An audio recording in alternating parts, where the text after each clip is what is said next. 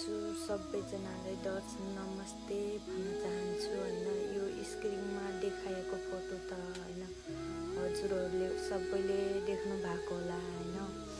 अब हजुरहरूलाई पनि धेरै दुःख लागिरह होला यो घटना सुनेर होइन। मलाई पनि एकदमै साह्रै होइन धेरै दुःख लागिरहेको छ होइन। यति धेरै पढेको होइन लेखेको सबै कुरामा ट्यालेन्ट भएको होइन मान्छेहरूको यस्तो हालत हुँदा होइन कसलाई पो दुःख नलाग्ला र होइन।